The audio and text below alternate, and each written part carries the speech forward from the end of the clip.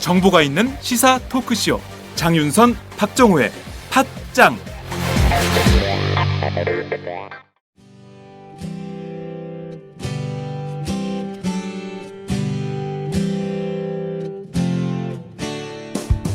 팟짱은 더 좋은 팟짱, 더 오래가는 팟짱을 만들기 위해 광고주를 기다리고 있습니다.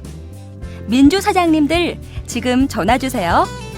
문의 02733-5505, 내선 108번.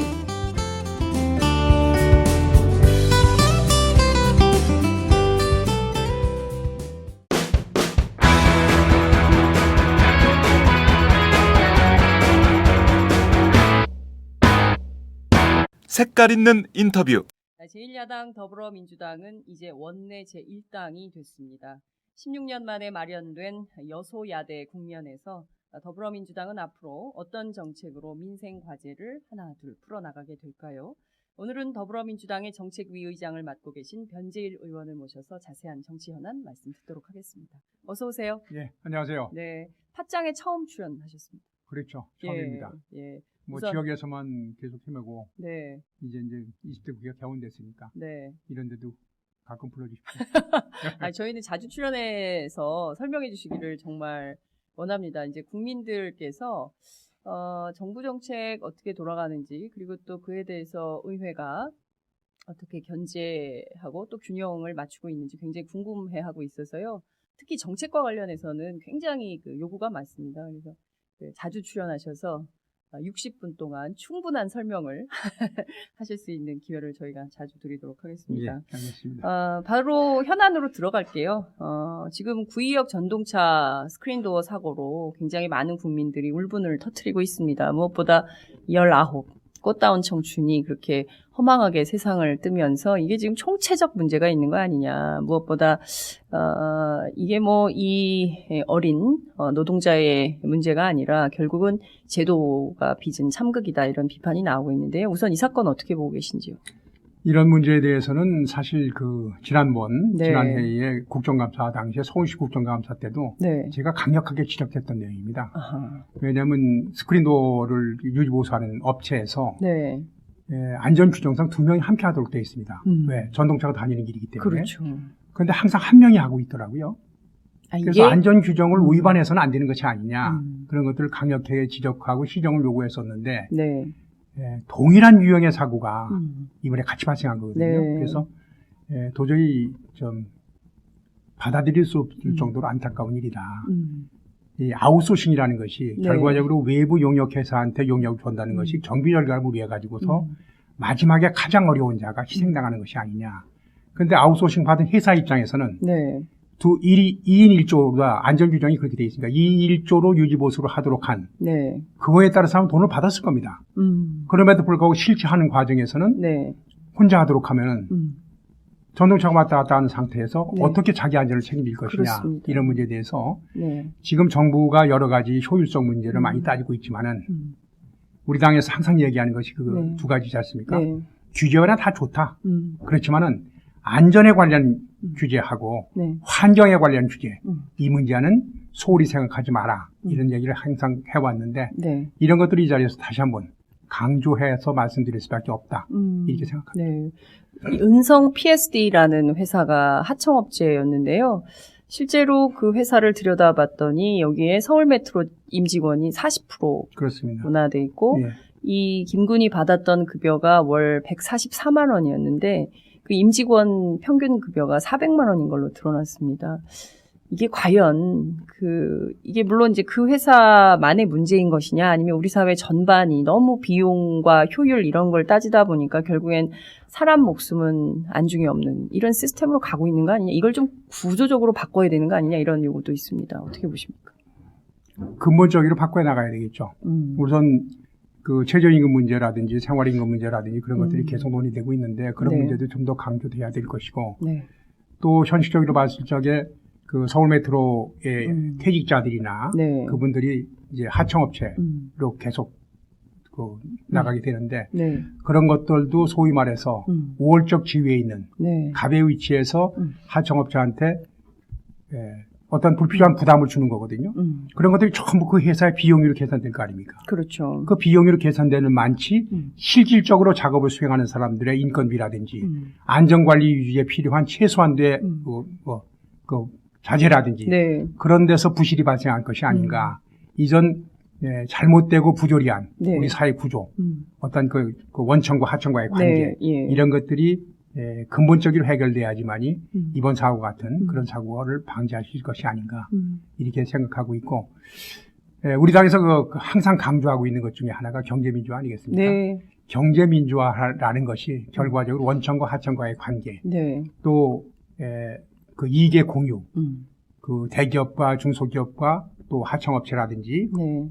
협력업체 간의 이익의 공유 여기까지 연계돼서 진짜 더불어 함께 사는 사회를 만들겠다.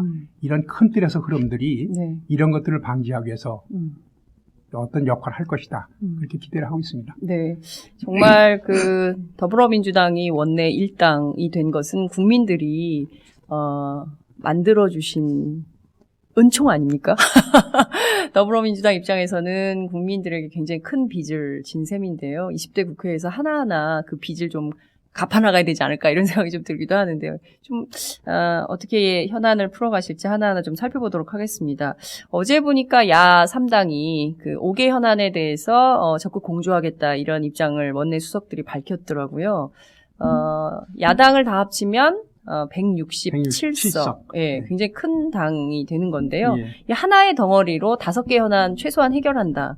이게 문제 없이 착착 진행이 될까요? 어떻게 전망하세요? 지금 어제 이제 야3당 원내 수석 간에 합의한 사항이 있지 않습니까? 네, 그것들은 소위 말해서 진보적 그 정치 집단에서 네. 항상 필요성을 강조했던 거거든요. 우리 사회의 네. 부조리 문제, 우리 사회의 그렇죠. 정의의 실현 문제, 이 문제에 관한 사항이기 때문에 항상 저는 그런 것을 느껴왔는데 아무리 물론 민생 경제가 어렵고 여러 가지 할지라도 우리 사회가 잘못돼 가고 있는 것에 대해서는 또 가해자와 피해자가 있는 것에 대해서는 분명히 짚고 넘어갈 건 짚고 넘어가야 되는 것이 아니냐. 네, 네. 이것을 갖다가 경제가 어렵다 여러 가지 이유로 해서 그냥 덮고 넘어가면은 그 피해를 받은 사람들의 가슴 아픔이 사라질 수가 없거든요. 네. 그래서 이번에 합의한 내용에 대해서는 국민적 공감대가 형성되어 있는 사항이기 때문에 이미, 충분히 3당에서 합의한 대로 해낼 수 있는 것이 아닌가 이게 생각하고 있고 네. 우리 당에서 그걸 갖다가 무조건 관철시키지 못한다면은 네. 소위 국민이 우리한테 일당을 만들어준 그런 역할을 못하는 것이 아니냐. 네. 소위 국민이 배고픈 것도 네. 상당히 중요하지만 국민의 가슴 아픔 그것도 같이 해결해 줘야 되는 것이 정치인의 임무가 아니냐. 여기에 대해서 깊이 느끼고 있기 때문에 아마 관철될 겁니다. 그렇군요. 하나하나 한 걸음 더 들어가서 현안들을 살펴보도록 하겠습니다. 우선 그 환경 현안이 그 어느 때보다 세게 대두가 되고 있어요. 미세먼지 때문에 외출하기 전에 요새는 전부 휴대폰으로 오늘 미세먼지 농도가 어떻게 되지? 마스크를 준비해야 되나 안 해야 되나 이런 걸 살펴보는데요. 관련해서 정부가 미세먼지 대책을 내놨는데 경유 가격을 인상한다라는 입장을 내놨습니다. 어떻게 보세요? 적당하다고 보십니까? 이제 하나의 시각만 본 것이고 네. 경유 가격 인상 문제를 얘기했을 적에 네. 첫 번째 질문으로 왔던 것 중에 하나 있어요. 네. 경유차에 부담했던 환경 부담금이 있거든요. 그렇죠. 여지껏 받은 환경 부담금 어디에 썼느냐. 이런 질문이 탁 들어왔는데 네. 예. 저도 잘 모르니까 답변을 못했죠. 네. 그래서 정부한테 한번 지금까지 받은 환경 부담금을 어디에 썼느냐. 경유차로 인해서 발생하고 있는 네. 여러 가지 미세먼지 그렇죠. 이런 문제를 해결해서 그 돈이 다 써졌느냐. 이거 다시 한번 확인하고 싶고요. 경유차의 보급 문제는 사실 정부가 권장한 면이 없잖아 있었거든요. 네. 연비가 좋다는 문제도 맞아요. 있고 여러 가지 또 그 원유를 정제하는 과정에서 생산된 부산물인데 네. 생산물인데 그것이 해외로 수출이 제대로 안 되다 보니까 네. 우리나라에서 소비할 수밖에 없었고 네. 그러다 보니까 우리 소비 촉진 차원에서 여러 가지 정책을 권유했는데 그래서 그 경유 자동차가 많이 보급된 것도 사실이거든요. 네. 많이 보급돼 시켜놓고 시중에 있는 SUV는 전부 경유예요. 거의 다죠. 국회의원님들도 경유차 많이 쓰시잖아요. 그 이제 두 가지인데요. 네. 연비가 좋고 다 그런 건 좋은데 네. 이제 승차감이 별로 안 좋다고 그러니까 저 같은 경우에는 카니발을 타면서도 네. 휘발유차를 타고 또 이제 많은 분들은 경유차를 타고 예, 연비가 그렇죠. 있고 그러니까 예. 힘이 좋다고 그러니까 네. 그게 없다는데 정부 입장에서 보급시켜 놓고서 이제는 그것이 미세먼지의 주범인 것처럼 네. 또 소유자한테 부담은 그렇죠. 이용자한테 부담을 시키는 것은 바람직하지 않은 정책이다. 단전적인 정책이다. 그래서 담배값하고 똑같은 거 아니냐. 담배값보다도 더 심했죠. 담배값 같은 경우에는 그 당시에 정부가 얘기할 때는 분명히 국민 건강을 위해서 네. 흡연율을 줄이기 위해서 한다고 그랬거든요. 네. 대외적으로 나타낸 목표하고 그런데 그렇다면 담배값을 얼마로 올릴 것이냐는 네, 문제는 네. 보건복지부 산하 그 연구원에서 먼저 연구를 해야 될 거 아닙니까? 네. 그래서 어느 정도 가격을 올렸을 적에 국민이 담배를 끊을 것이냐 이렇게 됐는데 그 시뮬레이션과 연구 결과를 조세연구원에서 했어요. 그러니까 어느 정도 가격을 올렸을 경우에 네. 국민들이 화가 나서 담배를 끊었다가 다시 필 것이냐. 그래서 조세 수입이 극대화될 것이냐.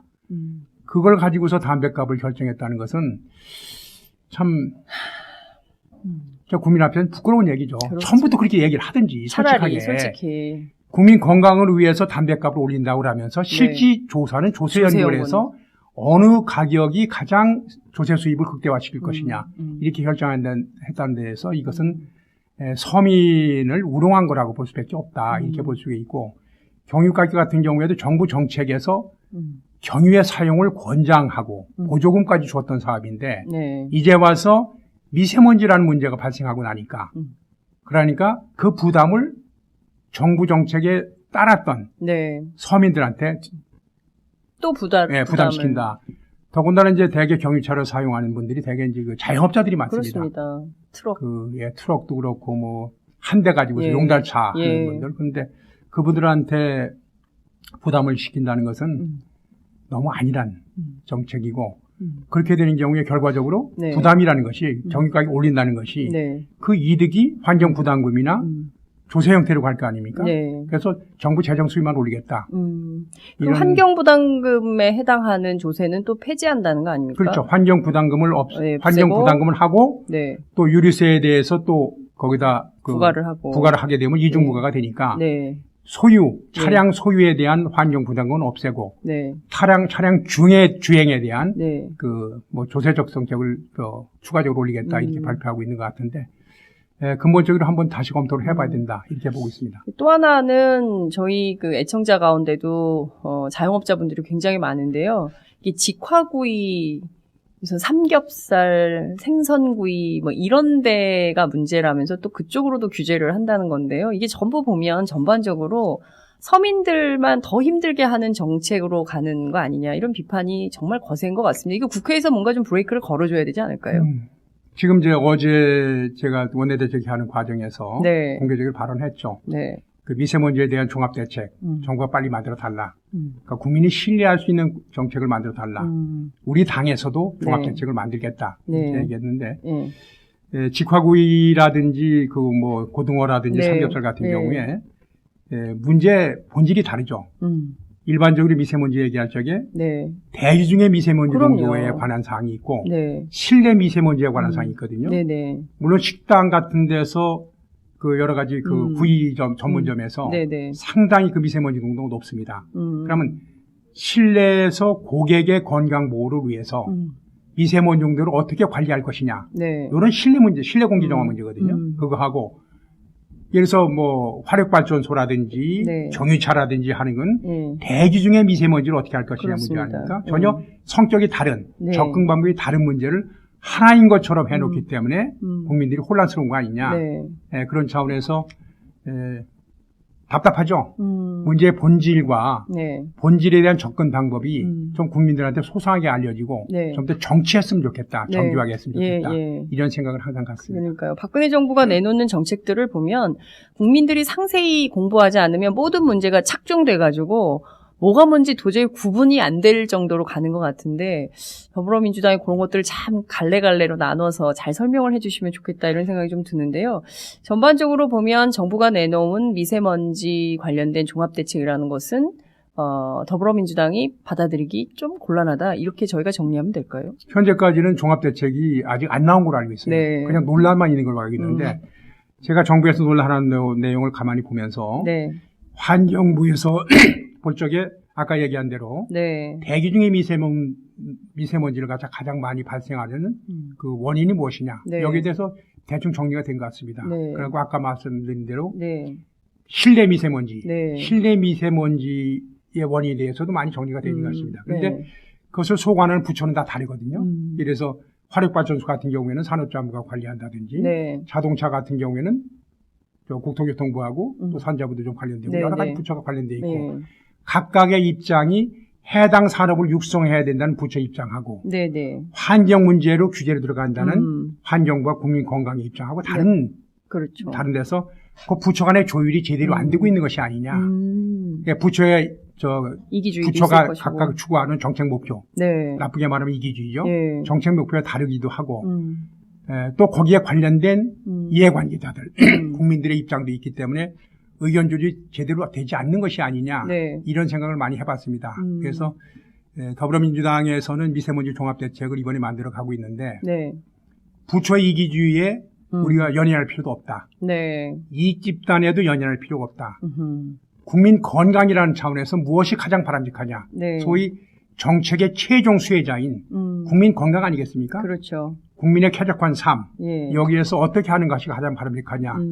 그런 입장에서 우리가 대책을 만든다면은 정부가 만드는 것보다는 네. 좀 더 신뢰성 있는 대책을 만들 것이 아닌가 해서 지금 작업 중에 있습니다. 언제쯤 나올까요, 그 대책은? 다음 주 중에 일단은 그 전문가 토론회 네. 등을 거칠 예정입니다. 예. 그러면서 지금 이거 자료를 수집해 가면서 네. 아무래도 야당이기 때문에 네네. 현실적으로 자료 접근권에 한계가 있는 건 사실입니다. 그렇지만은 야당이지만은 받을 수 있는 자료 대충 정리해가지고 네.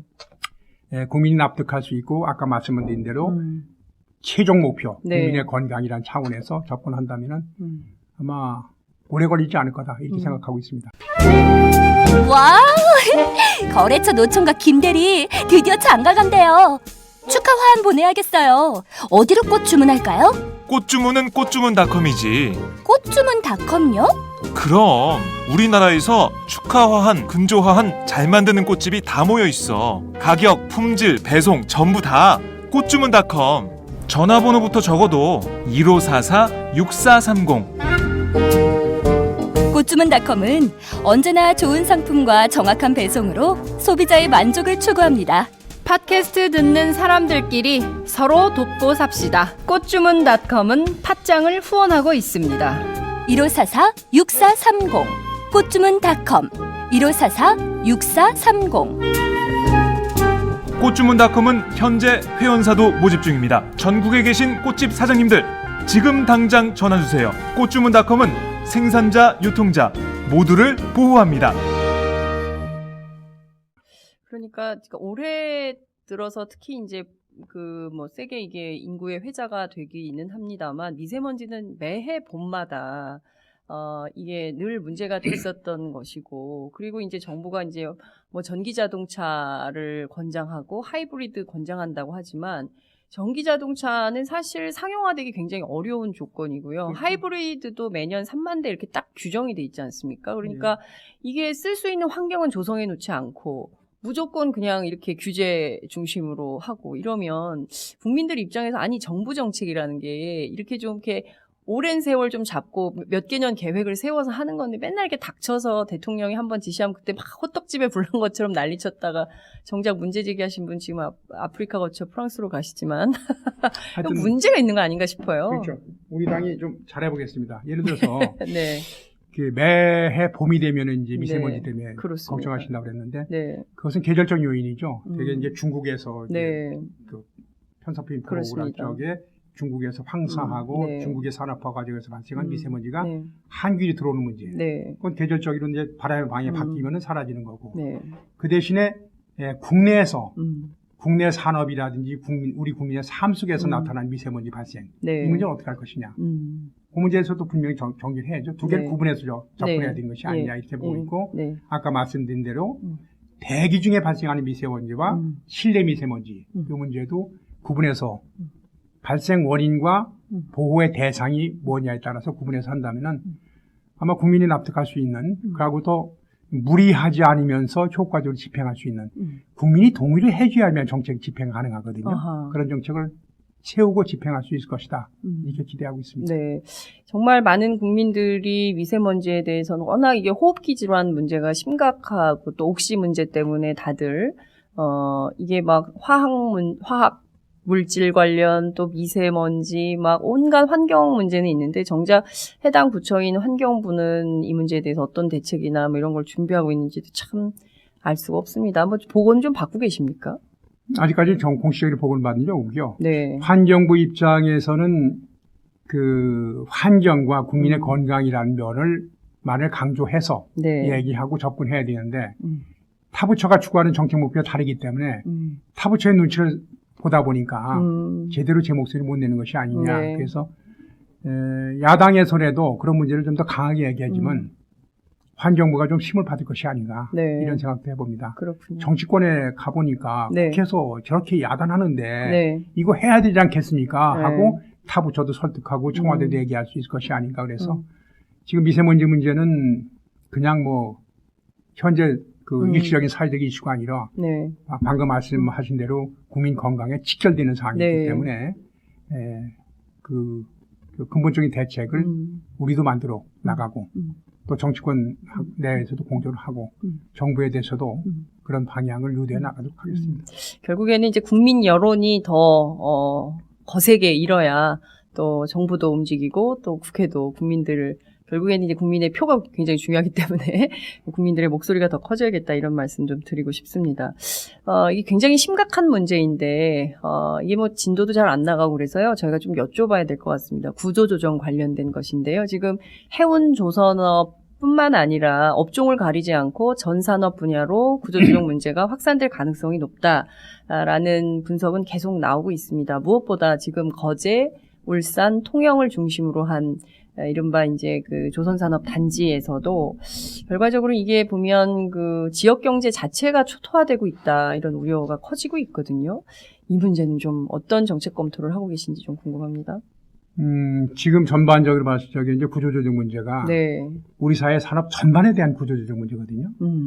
그러니까 구조조정이라는 것은 공급 능력이 너무 과잉하게 발달했다. 네. 그렇게 하고 우리 산업이 가지고 있는 공급 능력만치 네. 수요가 없다. 이런 거 아니겠습니까? 네.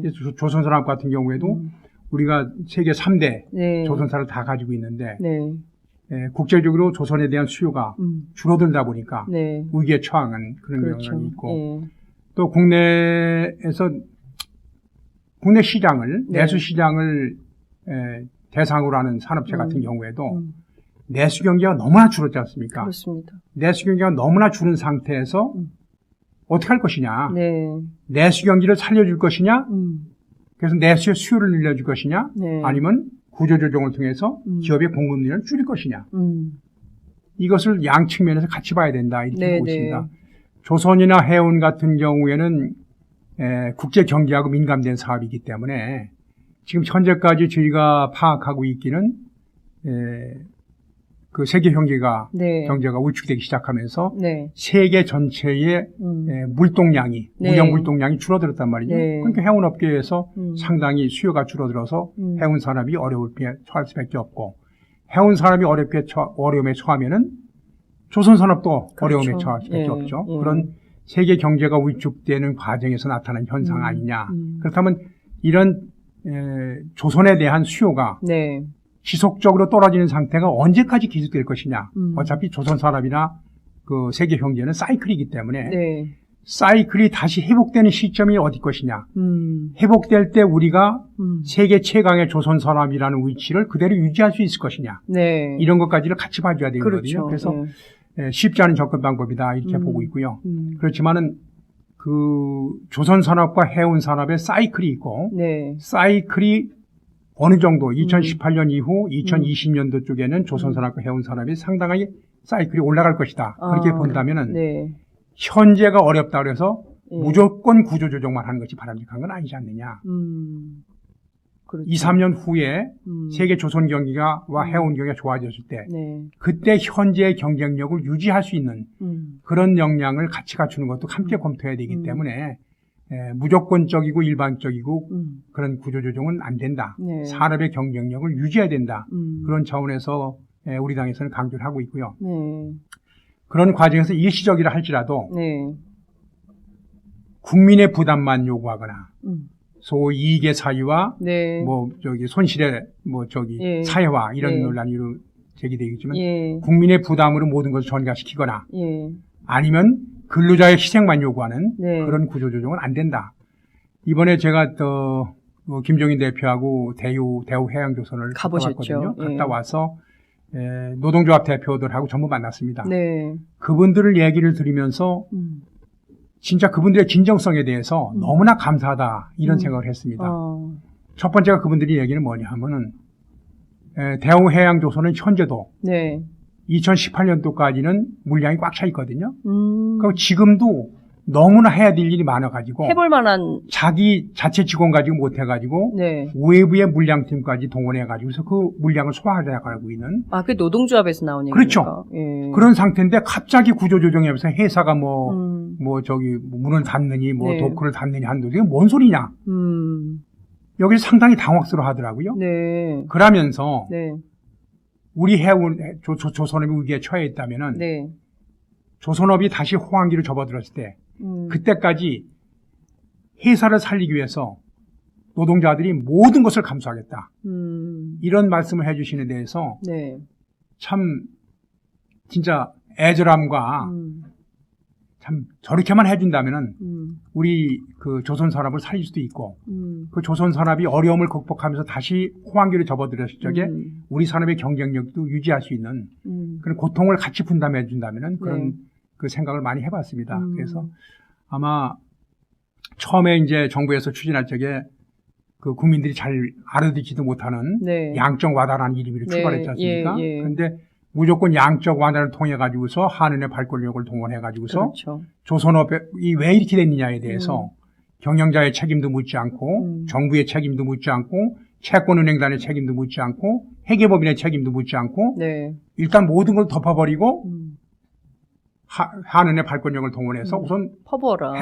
해결하고 말겠다. 예. 이런 것은 안 된다는 것이 우리 그 야당에서 그동안 지속적으로 지적했지 그렇죠. 않습니까? 예. 그런 과정에서 상당히 제자리를 잡아가면서 해가고 있는 것이 아닌가 이렇게 보고 있고요. 현재까지는 아직까지 나타나고 있지 않지만은 구조조정 과정에서 특히 이제 조선원 업체가 네. 많이 몰려 있는 지역, 그 지역에서는 지역 경제가 상당히 어려울 것도 사실입니다.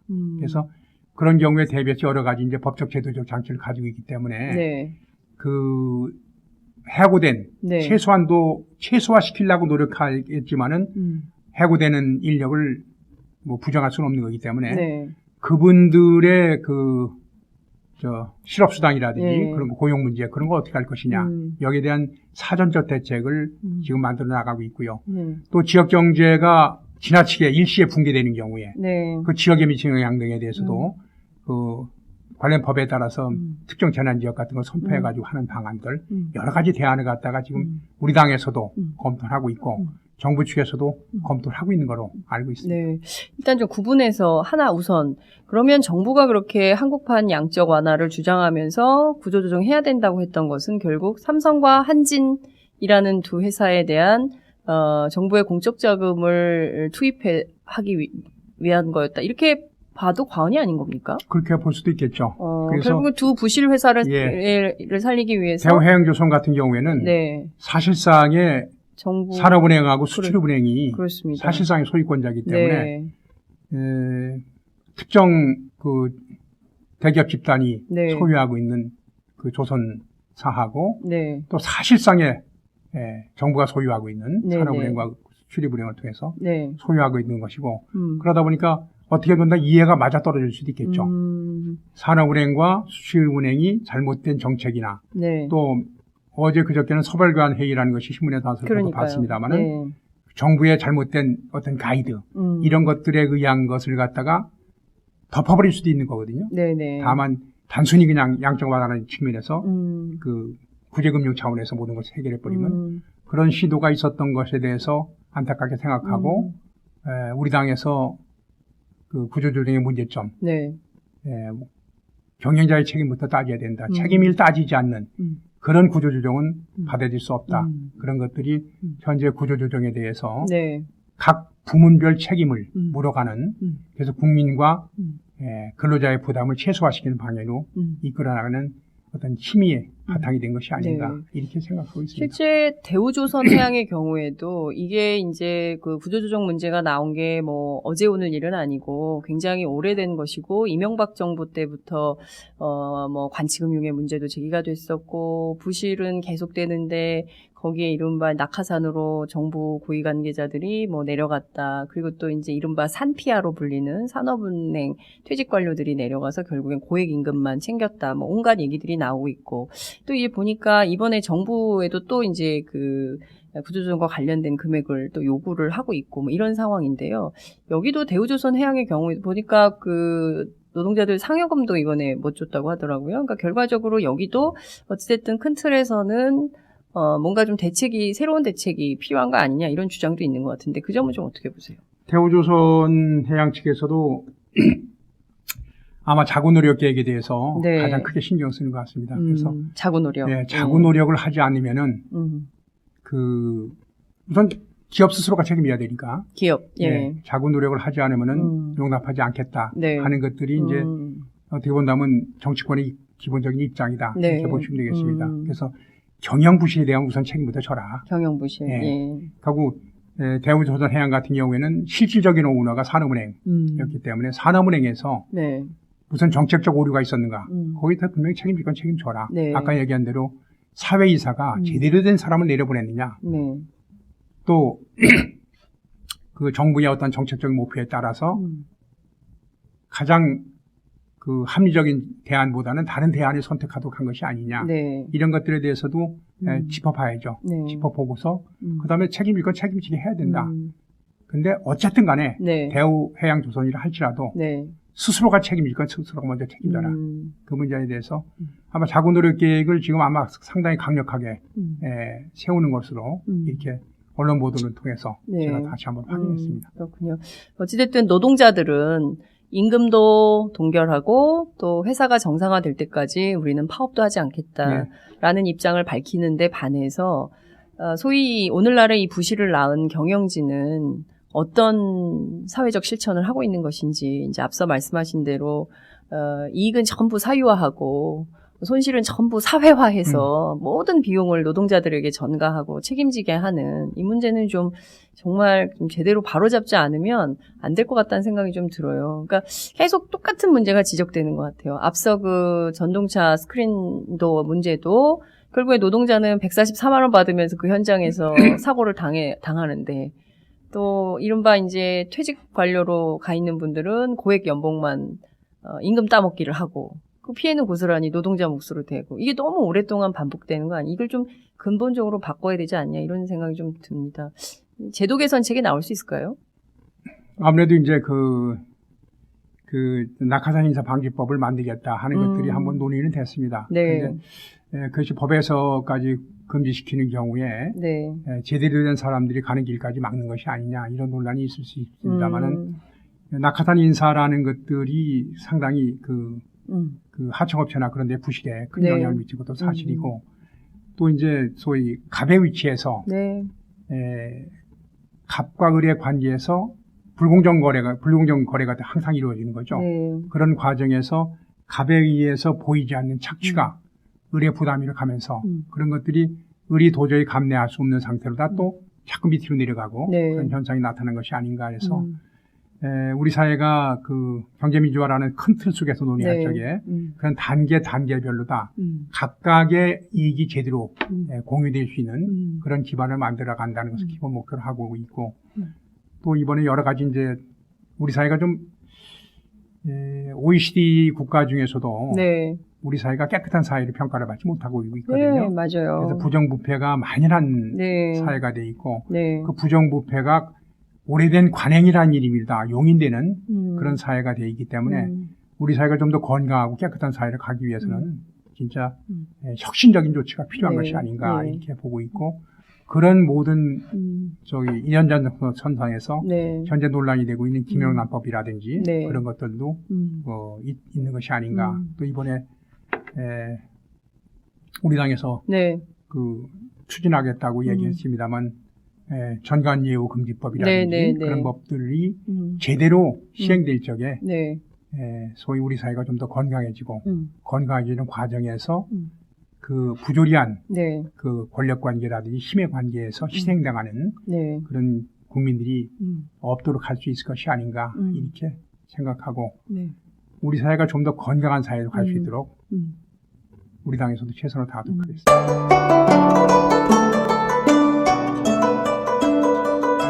안녕하십니까. 저는 정도전을 15년 전에 최초로 소설로 썼던 작가 임종일입니다. 사실 정도전을 소설로 쓰는 데만 10년이 걸렸는데 그 시절 무명의 고달픈 심신을 양꼬치와 고량주로 달래주었던 풍무 양꼬치. 풍무 양꼬치는 월드컵 4강의 기쁨도 나라골 우습게 돌아가고 분통이 터질 때도 늘 함께했던 안식처이자 사랑방이었습니다. 진짜 정의파인 주인장은 세상을 뒤집어 푼 남자 정도전을 누구보다 먼저 알아보았고 그래서 제 소설 정도전은 역사의 곡이 없습니다. 풍무 양꼬치 역시 맛과 양심이 살아있습니다. 좋은 사람끼리는 꼭 만나야 합니다. 어떻습니까? 오늘 풍무 양꼬치에서 만납시다. 2호선 구로 디지털 단지역으로 오세요.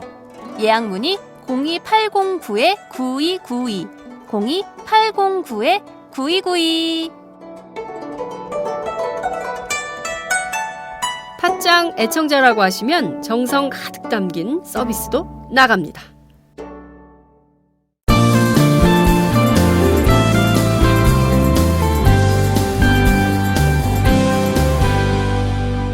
지금 여러분은 장윤선, 박정우의 팟짱을 듣고 계십니다. 그나저나 지금 어찌됐든 2만 명 실직 위기설 계속 나오고 있는데요. 박근혜 정부가 이제 19대 국회에서 결국 통과시키지 못했던 노동사법을 20대 국회에서는 반드시 관철하겠다. 고용노동복지수석인가요? 눈물을 흘리면서 안타까워 하시던데요, 청와대. 그렇지만 이 법이 통과되면 당장 그 실직수당이라도 제대로 받아야 되는 분들이 그조차도 받지 못하게 되는 이런 상황에 내몰리는 거 아니냐 이런 걱정, 우려가 큽니다. 그 실업 문제와 관련해서 더불어민주당이 갖고 있는 어떤 대책이 있을까요? 지금 이제 정부에서도 그동안 추진했던 것이 노동호법 개정을 네. 추진했지 않습니까? 네네. 그런 과정에서 노동호법 개정의 필요성에 대해서는 우리 당도 공감을 하죠. 왜 공감을 하느냐? 단순히 조선업과 해양업의 구조조정이 아니라 네. 우리 산업 전반에 대한 구조조정이 필요한 시점이 온 거다 이렇게 보고 있기 때문에 네. 그 과정에서 일시적으로 퇴출되는 근로자들, 노동자들 어떻게 할 것이냐 네. 하기 위해서 그분들을 갖다가 다시 재교육해가지고 재배치하고 실업 상태에 있는 기간 중에 실업수당을 주는 문제라든지 네. 여러 가지에 대한 사회 안전망을 만들기 위해서 절대 필요하다. 여기에는 네. 공감을 하고 있습니다. 네. 근데 그것이 실질적으로 퇴출되는 노동자들의 그 생활 안정을 지어줄 수 있는 그리고 새롭게 도약할 수 있는 그런 교육을 할 수 있는 그런 체제냐에 대해서는 네. 정부가 생각하는 방향하고 우리 당이 생각하는 방향하고 전혀 다른 스탠스가 가지고 있다. 네. 항상 정치를 하면서 항상 느끼는 거지만 네. 노동의 유연성과 네. 고용의 안정성 이 문제를 항상 따지는 거 아니겠습니까? 그렇죠. 기업 입장에서는 네. 기업이 어려울 적에 네. 인건비 절감을 위해서 노동의 유연성을 계속 강조하고 네. 정부 입장에서는 지나치게 또 노동의 유연성을 강조해 주는 면이 없지 않아 있습니다. 맞아요. 그리고 우리 당의 입장에서는 그로 인해서 퇴출당한 사람은 사회 안전망도 제대로 갖춰지지 않은 대한민국에서 어떻게 먹고 살아 소리냐. 그 쌍용차 사태를 그렇죠. 보면 너무 비참하지 그래서 않습니까? 고용의 안정성 문제를 같이 네. 따져줄 수밖에 네. 없기 때문에 네. 현재 입장에서는 그 정부가 추진하는 노동호법의 개혁은 노동의 유연성 측면에서 좀 방점이 있는 것이 아니냐. 결국 기업을 그렇죠. 대변하는 거 그렇죠. 아니겠어요? 우리 당 입장에서는 네. 그 고용의 안정성, 네. 고용의 안정성을 강조할 수밖에 없다. 그럼 두 주장 간에 네. 균형점을 찾아나가야 되는 것이 아니냐. 음흠. 균형점을 찾아나가는 차원에서 네. 한번 우리 당도 그 노동요법에 대해서 우리 네. 당 나름대로 개정안을 전부 만들어놨습니다. 정부가 제출한 안하고 네. 우리 당이 제출한 안하고 네. 현재 우리 경제가 안고 있는 문제점 네. 또 우리 경제가 구조조정 과정에서 나타난 여러 가지 사회적 현상을 극복하기 위해서 네. 무엇이 가장 바람직하냐 여기에 대해서 아마 허심탄회하게 토론하면서 네. 접합점을 찾아나갈 그런 계획을 가지고 있습니다. 네. 그래서 지금 이제 청년 실업 문제 같은 경우가 그렇죠. 상당히 중요하지 않습니까? 네. 그렇게 하면 심각하죠. 청년의 일자리를 취업을 위해서 어떻게 해야 될 것이냐. 새로운 일자리를 만들어주면 좋겠는데 네. 지금 경제가 수축 국면, 세계 경제가 수축 국면에 있는 상태에서 네. 새로운 일자리를 만든다는 것이 쉬운 일이 아니거든요. 그런데 자꾸 새로운 일자리만 만들어주겠다 하면 만들어지지 않습니다. 지금 이 그렇다면- 구조에선 산업구조에서는 그렇죠. 불가능하다는 지금 거죠. 있는 일자리라도 네. 서로 나눠 가져야 되는 것이 아니냐. 잡쉐어링이 필요하다. 잡쉐어링이 필요하다. 네. 그러면 근로기준법에 의해서 근로시간 단축 문제를 논의해 줘야 되거든요. 그래서 국민이 동의하니까. 네. 근데 그렇다 근로시간을 갖다가 줄이자는 것에 대해서 네. 정부 입장에서 근로시간을 늘리자는 거로 기업 그러니까요. 입장에서 기업 입장에서 그렇게 된다면은 우리 사회가 가지고 있는 실업 문제, 특히 우리 사회 모든 문제의 근간이 되고 있는 청년 실업 문제를 해소할 길이 없는 것이 아니냐. 그래서 현재 있는 잡도 우선 쉐어링하고 네. 새로운 산업 파트에서 새로운 잡을 만들어가는 노력도 같이 하면서 네. 문제를 풀어가야 된다. 이런 것들이 우리 당의 입장이기 때문에 그런 입장을 얘기하면은 네. 충분히 대화가 가능할 것이 아닌가 이렇게 보고 있습니다. 정부가 더불어민주당의 이런 정책 방향에 대해서 어느 정도 공감합니까? 아직까지 그동안은 이제 네. 우리 당이 그 노동요법 하는 과정에서도 파견법을 제하고서는 네. 다 논의할 용의가 있다 했던 그렇죠. 것이 19대 국회 스탠스였거든요. 네. 근데 그 정도 논의해야 되는 거 아닙니까, 그럼? 근데 그러게요. 파견법을 포함하지 않으면은 논의하지 않겠다. 논의 자체를 하지 않겠다 음. 하는 것이 정부의 스탠스라면은 네. 접근이 안 되는 거죠. 접근이 안 되고 네. 또 이번에 그 총선 과정에서 여소야대를 만들었지 않습니까? 네. 그래서 저는 청와대 가서도 그런 얘기 했는데 네. 국민들이 여소야대를 만들어줬다는 것은 현 정부가 추진하고 있는 정책 네. 또 여당인 새누리당이 추구하는 정책 네. 그 정책의 성과물 여기에 대해서 네. 국민적인 비판적 시각을 가지고 있다 소리 아니냐. 그렇죠. 그러니까 바꿔야 되는 것이 아니냐라는 생각을 하셔야 되는데 네. 그런 생각을 안 하시면은 접점이 없습니다. 그런 말씀 드린 적이 있는데 박근혜 대통령 뭐라고 답변하셨어요? 5.13 회동 때 그와 관련해서. 거기에 대해서는 이제 직접적인 답변은 안 하시고요. 총선 패배의 원인이 네. 정부에 대한 심판보다는 양당제 문제가 있다고. 정부에 대한 심판보다는 네. 새누리당의 공천 과정의 문제점으로 인식하시는 것이 아니냐 하는 인상을 받았습니다. 아, 그러니까 그래서 근본적인 상황 인식을 정부가 같이 해주지 않으면은 안 된다. 지금 현재 정책이 뭔가 잘못 가고 있다. 현재 정책의 결과물로서 나타나는 우리 사회가 네. 상당히 우리 국민들이 살기 힘든 네. 힘겨운 상태로 돼 있다. 매우 어렵죠. 예, 그런 상태를 인정하고 네. 야당이 주장했던 것이 타당하다고 생각하면 받아들일 각오가 돼 있어야 되는 것이 아니냐. 네. 우리도 이제 이번에 3당 체제가 됐지 않습니까? 네, 네. 3당 체제를 국민이 만드는 것은 네. 여당도 야당도 자기 주장을 100% 하지 마라. 협치하라는 거 아니에요? 그렇죠. 최소한도 20, 30% 선에서는 양보를 해서 네. 합의점을 만들어줘라. 국민의 입장에서도 네. 100% 국민이라고 해서 하나의 덩어리가 아니니까 네. 어느 집단의 입장만 강조할 것이 아니라 네. 20, 30%는 서로가 양보하면서 같이 가겠다. 네. 그러니까 노동자 입장과 사용자 입장도 서로가 양보해 있어야 될 것이고 여당과 야당의 입장도 서로가 양보가 있어야 할 것이고 정부도 네. 정부 혼자만 옳다고 하지 말고 네. 최소한도 그동안의 정책에 대해서 다시 한번 재점검하고 그동안 주장했던 것에 대해서 20, 30%는 야당의 입장을 수용할 그런 마음대서를 가지라는 것이 총선 민심의 결과가 아니냐. 네. 이렇게 정치권에서 느끼고 있고 그런 걸 받아주기를 정부에 대해서도 저희가 촉구하고 있습니다. 네. 아, 영국도요. 일본의 심지어 아베 총리도요. 소득세 통과를 안 하고 토론하지 않습니까? 3시간씩. 그런 노력이 있어야 국민들이 제발 좀 그만 싸우시고 정말 국민들 입장에서 국민적 이익이 뭔지 그걸 가지고 좀 합리적으로 토론하셔서 건설적인 대안을 좀 내시라. 이런 요구가 바로 이제 총선 결과인데 그조차도 안 하겠다, 안 받아들이겠다, 거부권 행사하고 뭐 이렇게 하면 참 웃음으로 네, 일단 그 하겠습니다. 행정부에서 입장이 네. 바뀌지 않는다 할지라도 네. 아마 새누리당 입장에서도 이번에 3당 체제가 되기 시작하면서 많이 느끼는 것 같습니다. 네. 정치하는 사람 입장에서는. 네. 더군다나 지역구에서 그 이번에 선거 과정을 통해서 올라온 국회의원들 입장에서는 네. 그 선거 과정에서 변하는 여론, 네. 민심이 얼마나 요동치고 있고 얼마나 무서운가를 다 뼈저리게 느끼고 올라온 사람들입니다. 네. 그래서 아마 새누리당이라고 그래서 정부 입장만 대변하지만은 않을 것이다. 이렇게 기대를 하고 있기 때문에 네.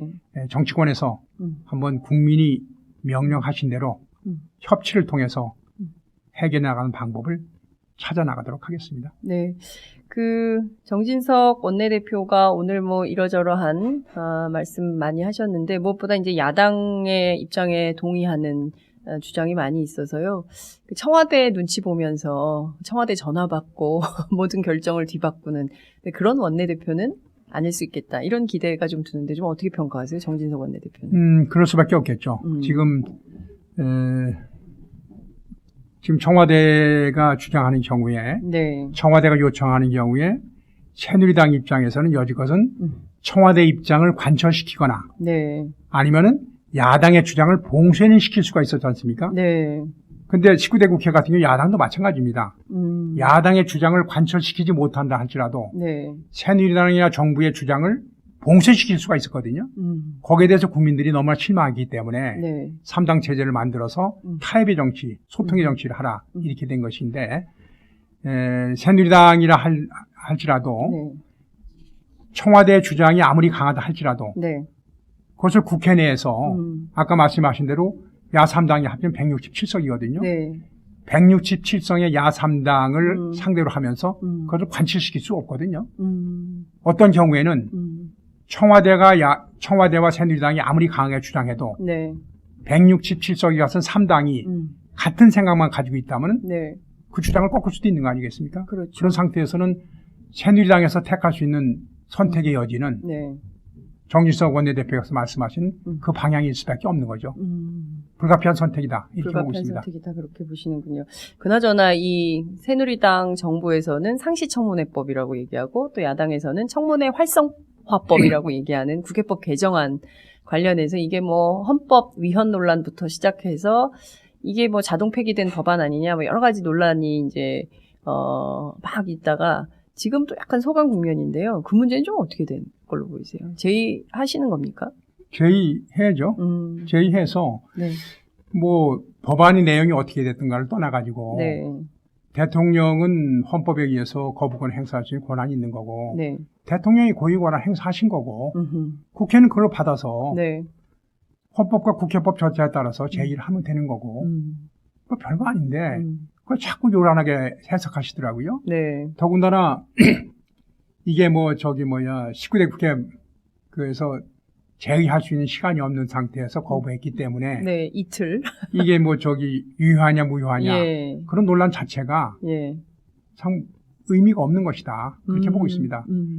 일단 국회로 넘어왔으면 네. 제의하면 되는 겁니다. 다만 그 법을 통과시킨 국회와 네. 그 법을 제의하는 국회가 다르다. 요것은 분명한 차이가 있는 것이지만은 네. 그래도 연속성에는 큰 문제가 없는 것이 아니냐 이렇게 보고 있고 제의를 하는 과정에서 아마 새누리당이 똘똘 뭉쳐서 반대하면 통과시키기 힘들 겁니다. 그렇기 때문에 그냥 법 절차에 따라서 하면 되는 거다. 네. 그렇게 받아들이고 있고 네. 그 법이 아니라 할지라도 네. 상임위에서 청문회 하는데 아무 지장이 없습니다. 현재로서는. 그렇죠. 네. 다만 그 법에서 지금은 이제 짝수월에만 임시국회를 하도록 되어 있지 않습니까? 네, 네. 근데 짝수월이 아닌 달에도 네. 상임위원회는 할 수 있게끔 지금 국회법에서 지난번에 개정해 놨거든요. 그렇죠. 그것이 문제가 되겠죠. 그러니까 상시 청문회라는 것이 우리 국민들이 맨날 국회한테 요구했지 않습니까? 네. 일 좀 하라고. 그렇습니다. 그래서 우리가 일 좀 하겠다. 매달 국회에서 상임위에 본회의가 안 열도 상임위 해가면서 네. 현안에 대해서 논의하고 예. 대책을 협의하겠다. 예. 우리 사회가 갖고 있는 문제점에서 토론하겠다. 네. 이렇게 하고 그 짝수월이 아닌 날에도 상임위원회 열도 그렇게 국회법을 만들어 놓은 거거든요. 네. 그렇게 됐는데 그거 그렇게 됐어? 짝수월이 아닌 날에도 청문회 할 거 아니냐? 그건 너무 확대 해석이죠. 그렇게 하지 않아도 네. 청문회 할 수 있습니다. 그러니까 그 중요한 쟁점이 아닌데 언론이 너무 과도하게 그렇죠. 예. 띄우는 또 다른 정치적 목적이 있습니까? 보수 언론들이 돼가지고 막 이가 지금 야당 입장에서는 그동안 많은 정부가 만드는 프레임 속에 많이 빠졌습니다. 그러니까 박근혜 정부가 만들어 놓은 프레임 중에 큰 것 중에서 이번 총선 과정에도 힘들었던 게 하나가 그 국회 심판원, 네. 특히 야당 심판원이거든요. 네. 정부가 잘못해놓고 정부가 잘못하는 결과물이 우리 경제, 우리 안보에 위기 상황이 온 거 아니겠습니까? 그럼 경제 위기와 안보 위기의 모든 책임이 네. 정치권에서 뭘 안 해줘서 그런 것처럼 네. 특히 야당이 발목 잡은 것처럼 그래갖고 상당히 프레임에 빠졌었는데 그 프레임에 빠지지 않기 위해서 지난번 19대 국회에서 우리 당에서도 많이 고민했습니다. 네. 그래서 서비스 산업 발전 기본법이 통과 안 돼서 네. 청년 실업이 있다고 하니까 네. 문제가 있어도 우선 통과시켜주자. 그리고 총선 치른 다음에 다시 그거 개정하자. 네. 이런 주장까지 나올 정도로 아이고. 그 프레임에서 벗어나기 위해서 엄청나게 노력을 했는데 네. 그 당시에 우리는 그 비상대책위원회 제가 위원이 네. 시대이기 때문에 그런 얘기를 했습니다. 좋다. 정부가 하다는 거 다 해줄 수 있다. 그렇지만 불가역적인 건 해줄 수가 없는 것이 아니냐. 한 번 정책이나 제도가 확정되면은 정권이 바뀌어도 바꿀 수 없는 내용들이 있습니다. 네. 그 불가역적인 사항은 우리가 무슨 일이 있어도 아무리 비난을 받아도 해줄 수가 없다. 네. 그것이 불가역적 분야에 해당됐던 것이 의료민영 아파트 같은 거거든요. 의료민영. 그래서 서비스산업 발전 기본법을 논의하면서도 네. 보건의료사업 파트만 제외시켜주면은 하겠다. 다 동의해주겠다. 물론 각 분야에서 문제점이 있습니다. 그렇지만 그 프레임에서 벗어나기 위해서 네. 그런 소리까지 할 정도로 우리가 협조적으로도 많이 네. 했었는데 네. 이번 같은 경우에도 국회법에 개정한 거 내용이 사실상 뭐 그냥 1년간 논의했던 거고 네. 새누리당의 동의하에서 네. 새누리당이 진짜 그 일당을 가지고 있는 그 네. 국회 내에서 통과시킨 새누리당이 법이잖아요. 협조해서 통과시킨 법이거든요. 그러니까요. 예. 근데 그걸 갖다 새누리당이 문제 제기를 하고 네. 청와대가 문제 제기하는 거에 대해서 네. 상당히 당혹스러운 상태에 있었죠. 네. 있었는데 뭐 그 법으로 인해서 우리가 국회법 거부권 행사했다고 그래갖고 모든 뭐 그 협조를 거부하고 네. 또 정쟁 모드로 들어가고 그렇게 한다면 또 국회 심판론이라는 또 다른 프레임이 또 말리는 프레임에 말려 들어가는 것이 아니냐. 아니다. 헌법의 규정대로 국회법의 규정대로 그대로 쿨하게 한다. 그 대신에 네. 우리는 민생하겠다 하면서 지금 하나도 흔들림 없이 가고 있지 않습니까? 그러니까요. 매일 팥짱과 함께하던 영한네이처 마카산삼. 한동안 뜸해서 궁금하셨죠? 그동안 마카산삼을 마카산삼 녹용으로 업그레이드했습니다. 페루의 마카, 우리나라의 산삼, 그리고 녹용의 완벽한 조화. 용량은 2배 가까이 늘었지만 가격은 그대로. 그 힘든 일을 영한네이처 마카산삼 녹용이 해냈습니다. 팥짱 제작진도 사장님을 말렸지만 매일 팥짱을 들으며 나라 걱정하는 분들에게 꼭 보답하고 싶었다고 하네요. 포털 사이트에서 영한네이처나 마카산삼 녹용을 검색해주세요. 1일 2회 공복에 따뜻한 물과 함께 드세요. 팥짱도 마카산삼 녹용 먹고 대선까지 쭉 달리겠습니다. 영한네이처 마카산삼 녹용.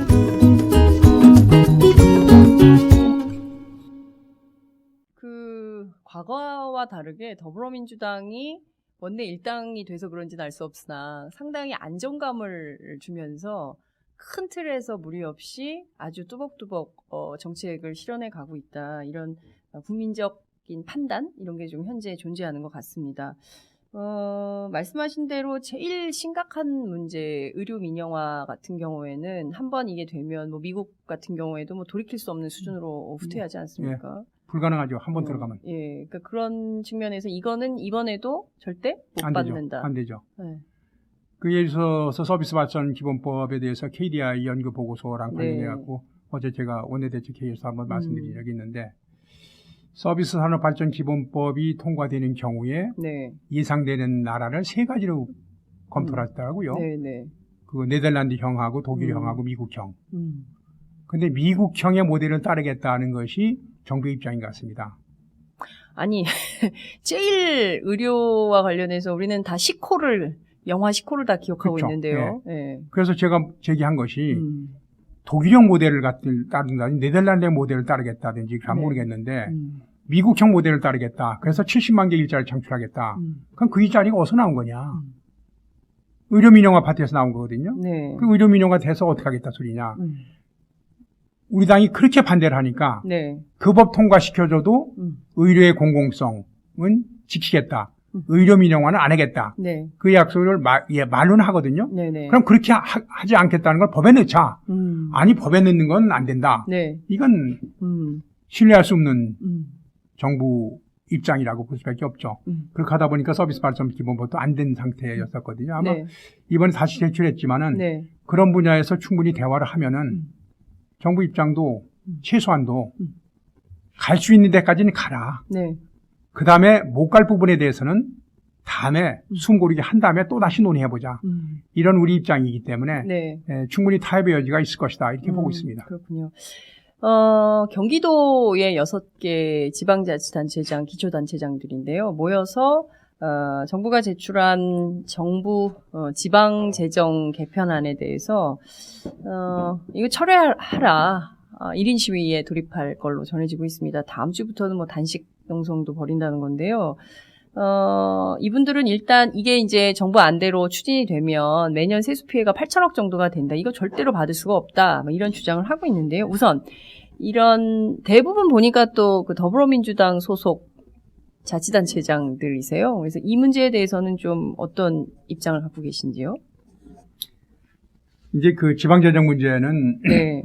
그 지방재정 그 개혁 특위를 만들어서 근본적인 해법을 만들자 하는 것이 이제 우리 당에서 근본적인 입장입니다. 그런데 지방재정과 관련해서는 크게 봐서 한 세 가지 문제점이 있다고 보는데요. 지방자치단체가 시행된 후에도 불구하고 네. 지방자치단체의 재정 자립도가 계속 떨어집니다. 재정 자립도 예, 심각하죠. 재정 자립도가 계속 떨어져서 재정 자립도가 떨어진다는 것은 자치권 행사에 상당한 한계가 온다는 거거든요. 결과적으로 국가로부터 교부세를 받거나 보조금을 받지 않으면은 지방자치단체가 제대로 자기가 하고 싶은 일을 해내지 못한다. 네. 이런 상태가 되는 것이기 때문에 네. 지방재정 자립도를 높여주는 문제를 네. 같이 가져야 되는 것이 아니냐 이렇게 봐야 되고요. 두 번째는 그 박근혜 정부도 마찬가지고 이명박 정부도 마찬가지고 신자유주의 정책의 신봉자다 보니까 네. 감세 정책을 주로 했지 않습니까? 그렇습니다. 소위 트리클 다운 이펙트가 네. 우리 경제에서 있을 것처럼 그리고 감세 정책을 추진하다 보니까 정부가 해야 될 일은 많고 세금은 안 들어오고 네. 하다 보니까 그 국가가 해야 될 일에 대한 부담을 지방정부에 계속 분담시켜 왔습니다. 네. 예를 들어서 급식 같은 것도 마찬가지죠. 네, 무상급식 무상급식. 같은 경우에 지방 사무라고 하면서 국가 부담을 전혀 안 해주고 있는 상태고. 도저히 이해할 수가 없어요. 예. 예. 그하고 그건 뭐 그렇다 치자. 네. 무상급식이라는 것은 야당이 그 제기했던 총선이 아니라 지방선거 공약을 네. 해서 한 것이기 네. 때문에 뭐 그건 이해할 수 있다 치지만 무상보육 같은 것은 네. 대통령 선거 공약 아니냐. 맞습니다. 대통령 선거 공약으로 했으면 국가 사무로 해서 국가가 해야 되는데 그 부담도 지방에 남기고 있거든요. 예. 그리고 이야기 편하게 이야기하면 국가지원 지방도라는 도로가 있습니다. 네. 국가지원 지방도는 여지껏은 그 건설 비용의 100%를 국가가 부담했습니다. 지금까지는. 예. 그런데 이제는 국가는 70%만 부담하겠다. 30%는 지방자치단체에서 부담하라. 이렇게 바꿨어요. 소위 국가가 여지껏 부담하던 사업을 전부 지방정부에 분담을 요청하고 있습니다. 이유가 뭡니까? 국가 재정이 부족한 거죠. 첫 번째는. 예, 국가 재정이 부족하면 네. 정세를 통하거나 네. 우리 당이 주장하고 있는 부자 감세 철회 최소한도 그 정도는 해가지고서 그렇죠. 국가 재정을 튼튼하게 해가고 국가가 해야 될 것이 아니냐. 네. 근데 중앙정부로서 뭔가 일을 하고 싶고 또 증세하기는 싫고 네. 그럼 누군가한테 이거 떠넘겨야 되니까 지방정부에 자꾸 떠넘기는 거죠. 그럼 지방정부 입장에서는 도저히 재정 여력이 발생하지 않는 그런 상태가 돼버렸죠. 네. 거기다가 이제 또 다른 세 번째 요인이 지방법인소득세도 그렇고 네. 많은 지방세가 기초지방자치단체가 그 징수하는 지방세가 네. 도시화된 지역, 산업화된 지역과 도시화되지 않은 지역하고 너무 현격한 차이가 납니다. 네. 그러니까 방금 말씀하신 그 수도권에 있는 6개 시 있지 않습니까? 네네. 거기는 수도권이기 때문에 그래도 지방 산업이 밀집된 지역이기 때문에 네. 또 첨단 산업이 발달된 지역이기 때문에 지방세 세수입이 높습니다. 재정 자립도가 좀 예, 좋은. 재정 자립도 상당히 높죠. 그래서 네. 그 6개 단체가 재정 자립도가 높아서 네. 중앙정부의 교부세를 받지 않고도 시를 운영할 수 있는 불교부 단체가 되어 있습니다. 아, 이게 불교부 단체가 되어 있는데 네. 거기다가 이제 불교부 단체가 되어 있는 데 대해서 이제 중앙정부의 교부세가 안 들어오니까 네. 경기도가 조례로 정해가지고서 조정교부금이라는 게 있습니다. 네네. 조정교부금을 불교부 단체에다가 주는 우선 배분하는 주는 거. 거로다. 아. 이렇게 해서 경기도가 조례를 정해버렸거든요. 예. 그러니까 그 경기도가 정한 조례가 음흠. 경기도 내에 있는 시군 간의 불균형을 촉진시킨다. 아. 그래서 그 조정교부금을 불교부 단체에 주도록 한 조례의 재정 근거를 없애버리겠다 하는 것이 이제 행정자치부의 입장입니다. 입장이구나. 그러다 보니까 언뜻 그것만 놓고 보면. 보면은 그렇지 경기도 내에 있는 지방자치단체 간에 너무 그것도 불균형이 심해도 안 되는 거 아니냐 예, 예. 이런 설득력이 있습니다. 근데 육계시도 입장에서는 네. 그렇다는 전제하에서 세입계획이 생겼고 그 세입계획에 따라서 여지껏 세출계획을 만들어서 사업을 해왔거든요. 네. 근데 갑자기 8천억을 툭 털어버리겠다 네. 해놓으니까 당혹스러울 수밖에 없죠. 그렇습니다. 그러니까 큰 틀에서 네. 지방 재정을 전반적으로 늘리기 위한 그런 노력을 함께 해달라. 또 국가가 부담하는 것을 지방자치단체에서 전가시키는 거 네. 그런 것을 갖다 좀 줄여달라. 그런 노력과 함께 네네. 한다면은 받아들일 수 있겠다. 그렇지만 지방 재정을 늘리기 위한 전체 규모를 파일키기 위한 노력도 전혀 해주지 않고 네. 국가가 해야 될 일을 지방자치단체에 전가하는 것을 계속 강요하면서 네. 그나마 들어오든. 그 세입마저 예. 줄여서 예. 그러니까 언뜻 듣기에는 부자한테 있던 돈을 빼서 가난한 사람한테 나눠주는 것처럼 명분이 있는 것 같지만은 전체 흐름 속에서 봤을 때는 감내하기 힘든 거 아니냐 네. 해갖고 이제 저항하는 것이기 때문에 우리 당 입장에서는 예, 정부가 약속한 게 있거든요. 네. 그 지방소비세, 네. 지방소비세율을 11%에서 16% 올리겠다라고 네. 이명박 정부에서 약속한 게 있습니다. 그런 것들도 이행이 안 된 상태에 있기 아직도 때문에 이행이 안 되고 있어요. 이명박 정부 때 약속한 게. 이명박 정부가 약속했는데 예. 이명박 정부하고 박근혜 정부가 네. 부동산 경기 활성화를 통해서 경기를 부양하려고 노력을 했지 않습니까? 그렇죠. 그러니까 부동산 경기를 활성화하기 위해서는 음흠. 부동산 거래를 촉진시켜줘야 되니까 부동산 거래에 해당되는 취득세를 인하했지 않습니까? 네네, 맞아요. 취득세를 인하하면은 그게 지방세입니다. 인하가 국가가 부동산 경기 활성화라는 국가 정책적 목표를 위해서 네. 취득세라는 지방세를 인하했으니까 네. 지방자치단체 입장에서는 그 돈 보존해달라 그렇죠.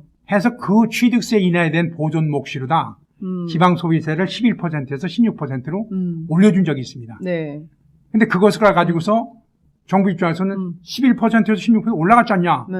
이렇게 얘기하지만 네. 지방자치단체 입장에서는 그것은 취득세 인하를 시켜놓고 그걸 보존해 주려고 한 거 아니냐. 그렇죠. 당초의 당신들이 제시했다는 건 다른 것이 아니냐. 그러니까 그거 말고 5%를 5%포인트죠. 예. 5%포인트를 예. 추가적으로 지방소비세를 늘려라. 늘려달라. 예. 그러니까 국세에 지방세 전환해달라. 이 약속을 정부가 안 지키는 거죠. 네. 그러니까 전반적으로 보면 지방자치제를 한 지가 벌써 우리가 20년인데 그에 합당하는 예산이나 뭐 이런 건 전혀 없고 무엇보다 이제 닥친 현안들이 굉장히 많아요. 정부가 하겠다고 했던 누리과정 예산의 경우도 이게 당장 또 큰일 아닙니까? 이제 어떻게든 뭐 뭐 빚 내고 또 채권 발행하고 뭐 어쩌고 해가지고 대충 맞긴 했는데 이제 앞으로는 또 어떻게 할 거냐.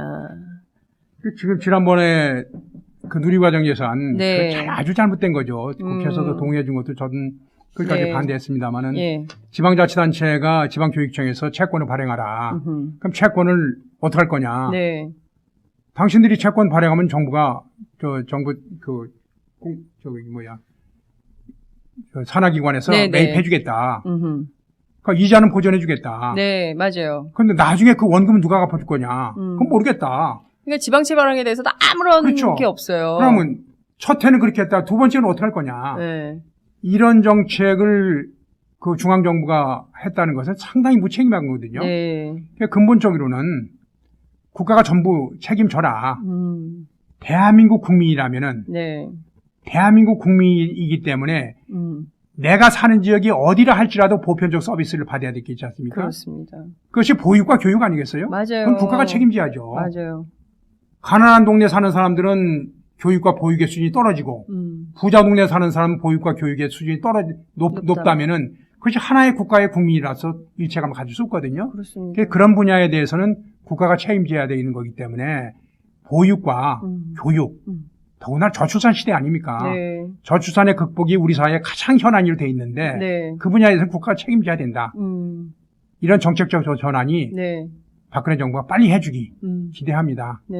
그래서 안 내놓으면 어떻게 하실 안 거예요? 내놓으면 이번에 이제 그래서 저희가 지방교육재정교부금법을 개정해서 지방교육재정교부율을 네. 높이는 거로다. 일단 법 개정안을 낼 계획입니다. 아. 이번에 발표를 했습니다. 네. 그래서 그것은 아마 야상당에서 공조가 가능하다고 보고 있습니다. 이것도 바로 이것을 내겠다. 네. 이것을 받기 싫으면 다른 대안을 만들어라 정부가. 음. 그래서 내년부터는 네. 지방교육재정 교부율을 높여서 해결하겠다. 음. 이런 것을 갖다가 야3당에서는 입장을 확실히 하고 있고요. 네. 그럼 금년도권 어떻게 할 것이냐. 그러니까요. 네. 금년도권 어떻게 할 것인지에 대해서 지난번에 그 3당 정책의장하고 네. 부총리하고 이제 정책간담회 했지 않습니까? 네네네. 그때 얘기를 했죠. 6월 둘째 주까지 예. 정부의 입장을 가지고 와달라. 다음 주네요. 그렇죠. 예. 그래서 정부의 입장을 가져오면은 그걸 바탕으로 해가지고서 논의하자. 네. 이렇게 해서 해놨기 때문에 정부 입장을 가져올 겁니다. 유일호 부총리는 좀 어떤 입장이에요? 이런 그 야당의 입장에 대해서. 지금은 현재로서는 그동안의 입장을 그대로 견지하고 있는 상태입니다. 왜냐하면 지방자치단체 중에서 지방교육청 중에서 많은 교육청, 저희 보수적인 교육감이 있는 지역에서는 어떤 형태든 예산 편성했거든요.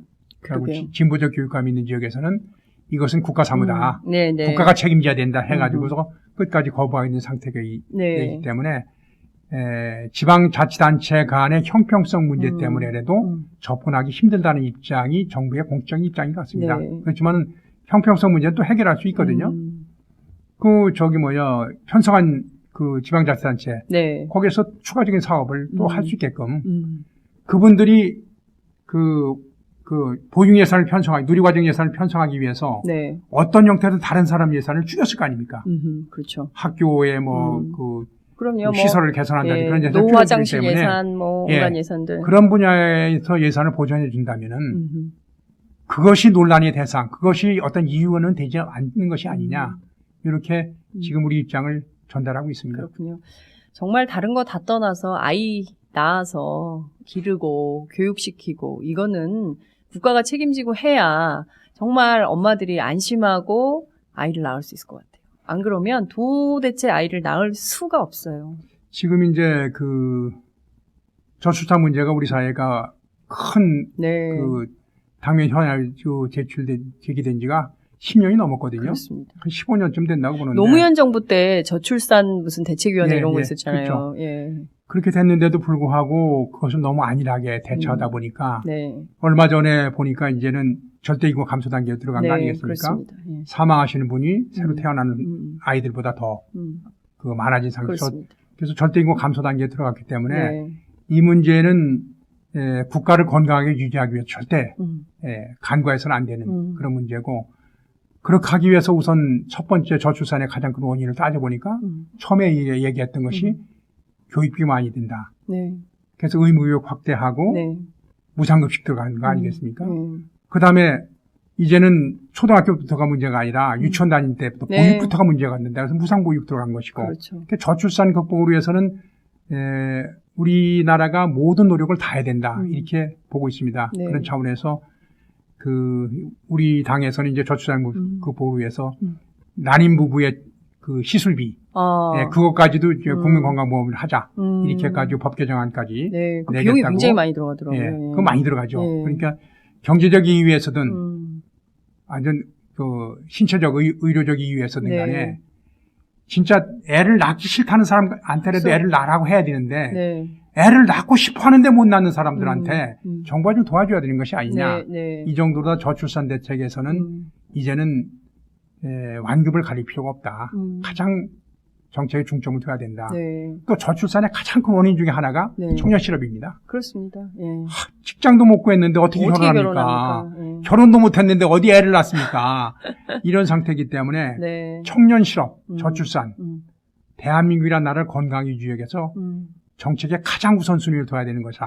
이렇게 생각하고 있고 우리나라는 거기에 정책의 우선순위를 두고 있고 네. 정부에도 음. 계속 음. 촉구하고 있는 네. 상태입니다.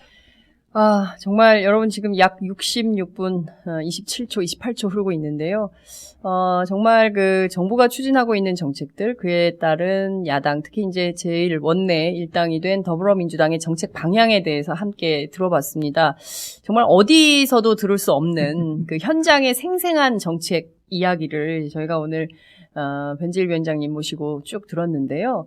굉장히 소중한 자리였고요. 저희 자주 출연하셔서 설명을 해주시면 좋을 것 같다라는 생각이 드는데요. 무엇보다 좀 오늘 제가 꼭 여쭈려고 했는데 시간이 다 돼가지고 간략하게 사실 이 많은 정책들을 박근혜 정부가 다 받아서 처리해주면 좋겠지만 이게 잘 소통도 안 되고 처리가 안 되고 있어서요. 결국에 이제 정권 교체가 가장 중요한 거 아니냐 이제 이런 얘기들이 나오고 있습니다. 민주정책연구원장 시절에 집권 전략에 대해서도 연구해서 발표하신 적도 있고 한데요. 어떤 방향으로 어떻게 하는 것이 가장 좋을까? 이 얘기 하려면 또 한 2시간 필요하긴 한데. 네. 가장 핵심은 그거죠. 네. 야당이 정권을 잡는 길은 국민이 공감해줘야 됩니다. 그러니까 우리 당이 그동안 하면서 이념적 정체성이 너무 강조되다 보니까 네. 국민의 생각과는 다르게 우리를 이념적 지지 세력에, 지지층에 대해서 그 어떤 공감하는 그런 정책을 많이 폈던 것이 사실입니다. 그러니까 이제는 우리 지지층을 설득하자. 우리가 정권을 잡기 위해서 네. 국민과 같이 소통해야 되고 국민을 위한 정책을 해야 되겠다. 네. 그렇게 해서 지금 모든 정책은 국민과 같이 소통하고 국민의 입장에서 판단하겠다. 네. 그래서 국민이 공감하고 그때 야당이 정책을 실현할 수 있는 유일한 길은 그겁니다. 국민의 동의를 받을 때만 실현 가능해요. 아. 그렇기 때문에 지금 그 더불어민주당에서 추진하고 모든 정책이 네. 오직 민생, 음. 국민과 함께 그런 차원에서 간다면은 또 무리한 정책은 요구하지 않겠다. 네. 현실적으로 실현 가능한 정책을 제시하겠다. 그리고 지금 우리는 참을 수 있겠지만은 네. 우리 아이들이 살아가는 세상에 대해서는 네. 우리는 이렇게 해야 되는 것이 아니냐 하고 국민들하고 소통하니까 쉽게 동의를 해주시더라고요. 네. 그래서 우리 사회가 좀 더 건강한 사회로 가야 된다는 거에 대해서도 이번에 김영란 법과 교육에서도 논란이 많이 있습니다만은 네. 우리 사회의 잘못된 관행 속에서 너무 급격한 변화 아니냐라고 주장하시는 분들 많이 있습니다. 네. 그렇지만 우리가 사는 사회는 이렇다 할지라도 우리 아이들이 사는 사회는 이런 세상이 아닌 다른 세상을 만들어줘야 되는 것이 아니냐. 여기에 대해서는 모든 분들이 공감합니다. 그래서 미래를 보고 네. 국민을 보고 정책을 한다면은 국민들이 믿어주고 따라줄 것이다. 그리고 우리 생각이 아무리 옳다 할지라도 네. 국민적 동의를 얻어가는 과정에서 또 다른 정치 세력이 있기 때문에 우리의 주장이 옳다 할지라도 20, 30%는 타협하고 양보할 각오가 돼 있다. 이런 유연성을 가진다면은 충분히 국민과 호흡하고 호흡만 한다면은 수권도 할 수 있는 것이 아니냐 이렇게 생각하고 있습니다. 네. 무엇보다 다음 세대를 생각하는 정책, 예. 전략 이것이 굉장히 중요하다라는 말씀 굉장히 공감이 크게 되고요. 특히 이제 국민적 동의, 공감이 있어야만 야당의 정책은 힘을 받고 수립이 될 수 있는 거다 이런 말씀 주셨습니다. 더불어민주당이 내놓은 여러 가지 정책들 정말 실현될 수 있도록 국민들이 좀 밀어드릴까요? 밀어주십시오. 예. 네, 정말 오늘 말씀 잘 들었습니다. 조만간 또 다른 정책으로 또 만나 뵙도록 하겠습니다. 예. 고맙습니다. 예, 감사합니다.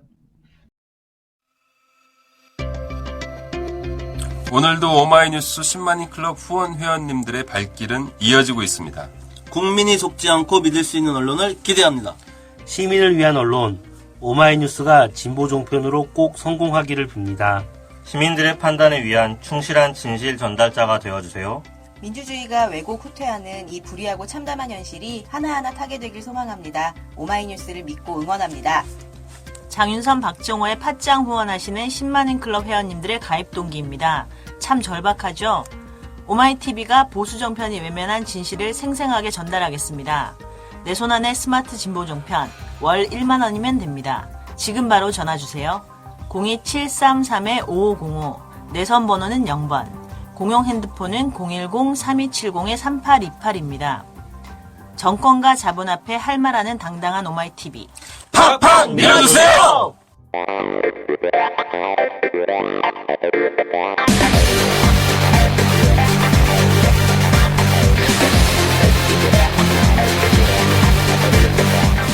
정보가 있는 시사 토크쇼 장윤선, 박정호의 팟짱.